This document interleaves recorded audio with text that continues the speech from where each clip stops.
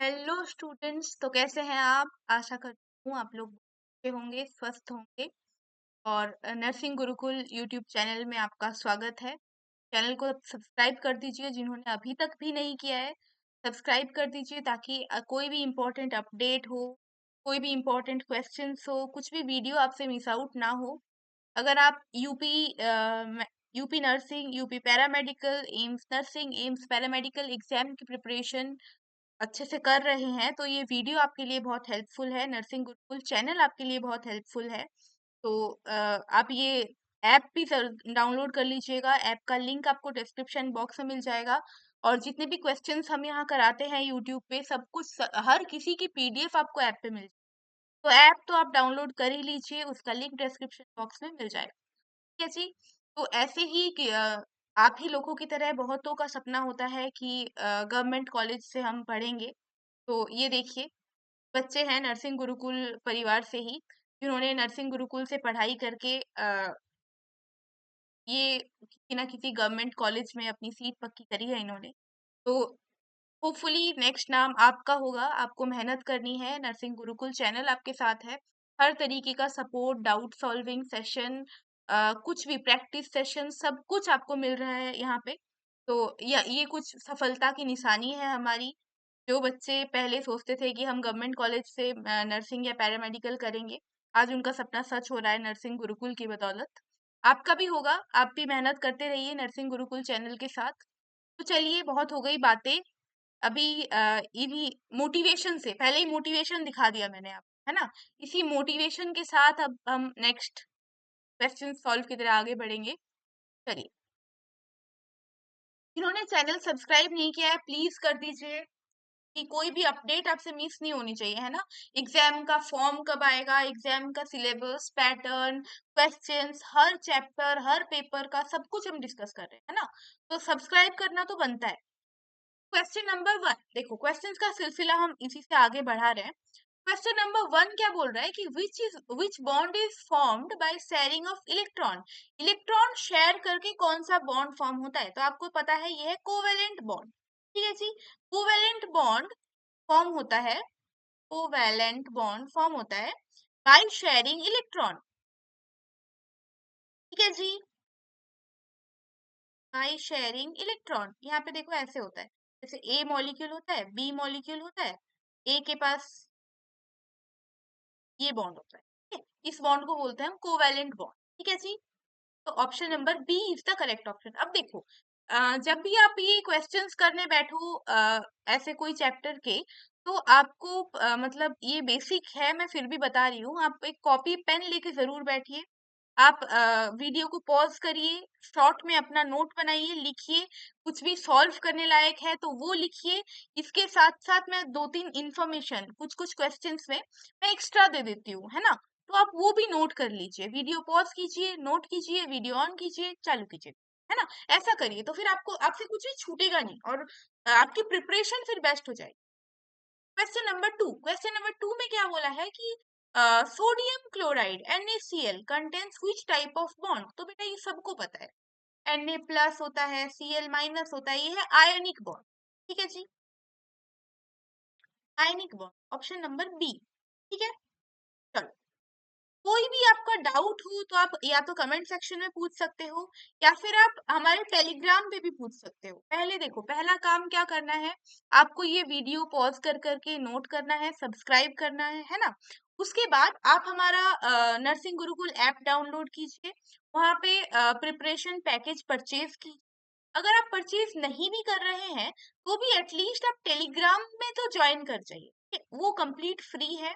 आपको टेलीग्राम का link description में मिल जाएगा, आप वहाँ ज्वाइन कीजिए, वहाँ के ग्रुप में ज्वाइन कीजिए। वहाँ पे आपके टीचर्स होंगे, वो आपको हर तरीके से हेल्प करेंगे। आपको किसी भी वीडियो में किसी भी तरह का डाउट है, या फिर रैंडम भी कोई डाउट है केमिस्ट्री का, टोटल केमिस्ट्री का, तो आप वहाँ पे पोस्ट कीजिए, वो साथ साथ सॉल्व हो जाएगा आपका, है ना। तो टेलीग्राम सपोर्ट हर स्टूडेंट के बेसिस पे बहुत जरूरी चीज है जो हम प्रोवाइड करा रहे हैं। बहुत यूनिक चीज है ये।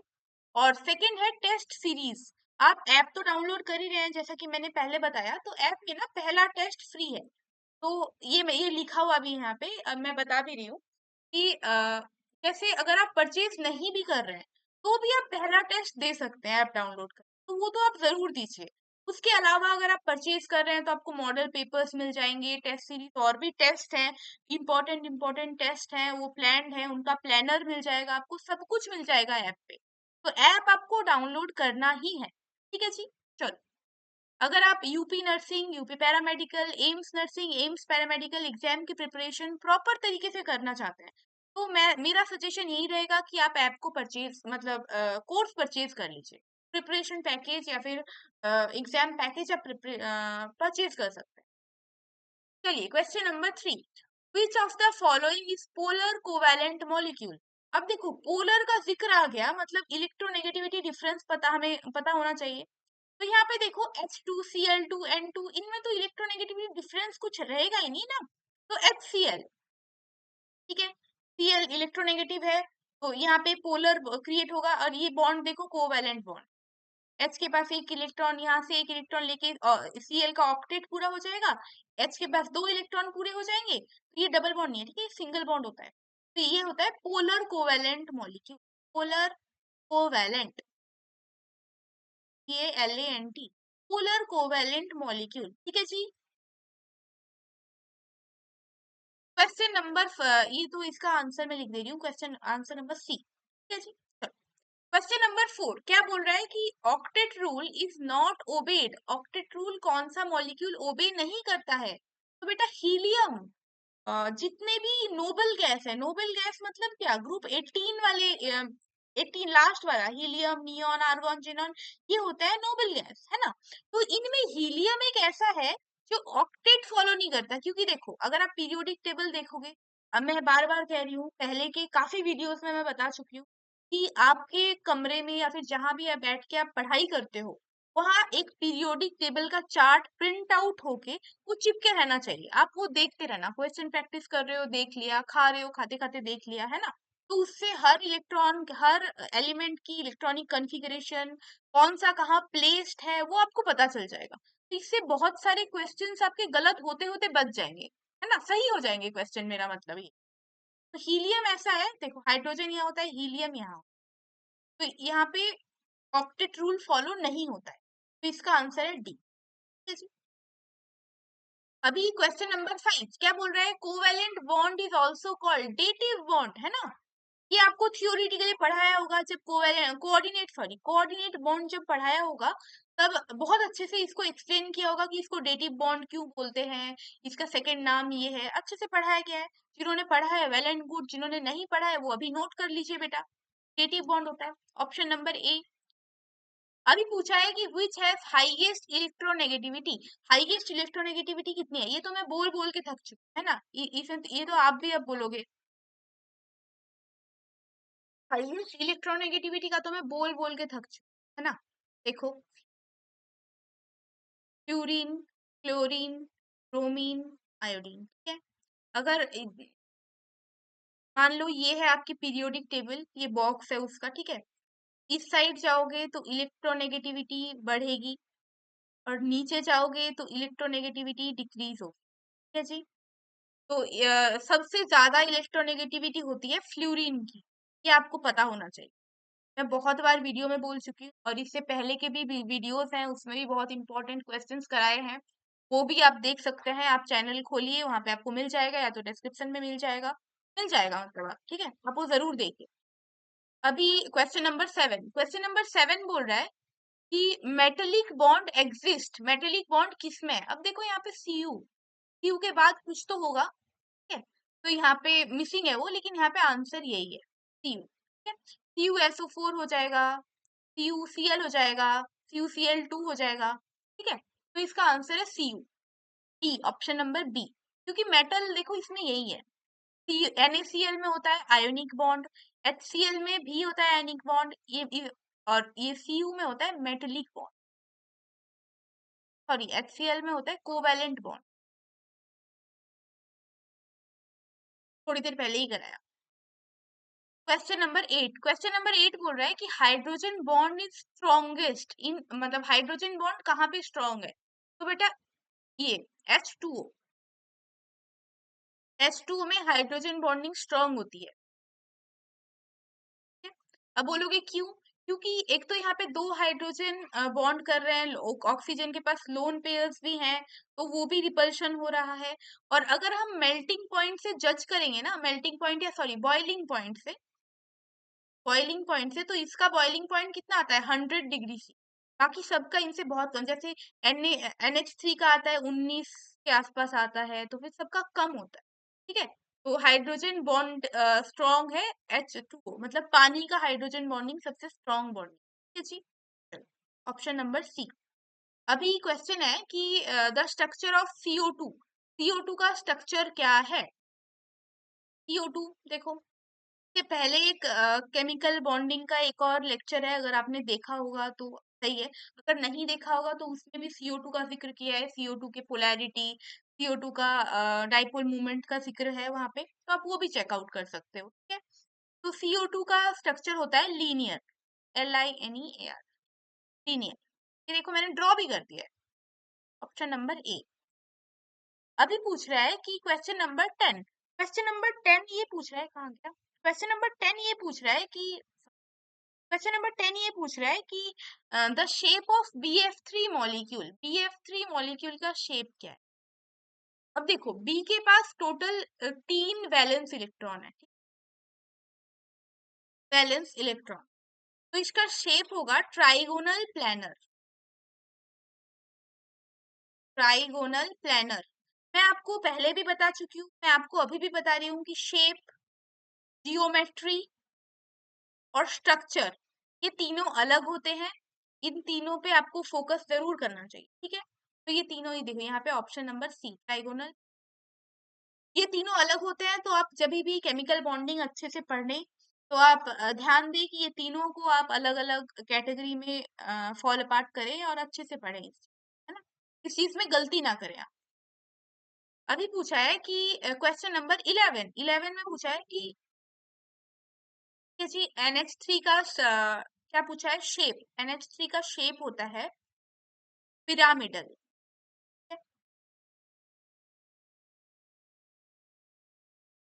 Pyramidal, option number B. आप ये नोट कर लेना अपने कॉपी में, जब ये कर रहे हो तो NH3 का आप हाइब्रिडाइजेशन निकालोगे। आपका काम क्या होगा? आप NH3 का हाइब्रिडाइजेशन निकालोगे, बॉन्ड ऑर्डर निकालोगे, सब कुछ निकालोगे जो जो निकाल सकते हो, आप क्लैरिफाई करोगे। उसमें निकालने में भी आपको कोई दिक्कत आ रही है तो आप टेलीग्राम में रीच आउट करना, वहां पे आपको सोल्यूशन। तो मैं यहाँ पे बता दे रही हूँ, NH3 का शेप होता है पिरामिडल। ठीक है जी? अभी क्वेश्चन नंबर 12 में आता है which molecule contains double bond.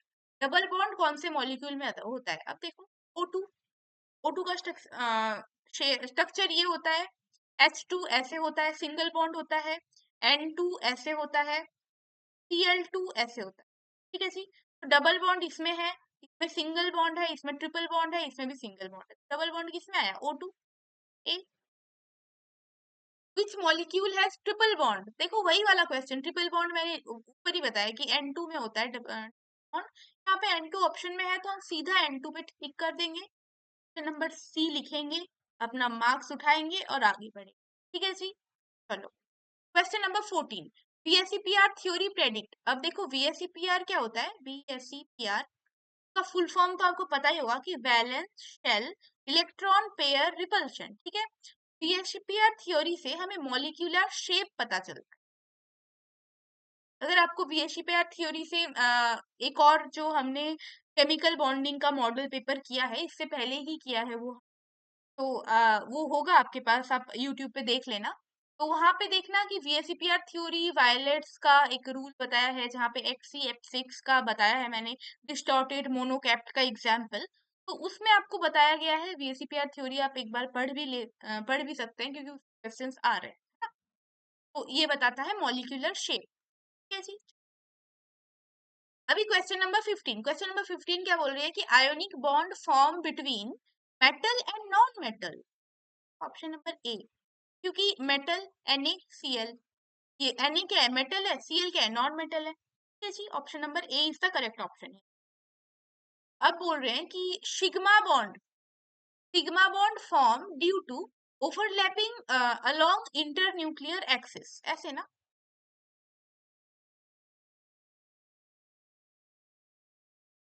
ऐसे, ये होती है sigma bond, option number A. ठीक है जी।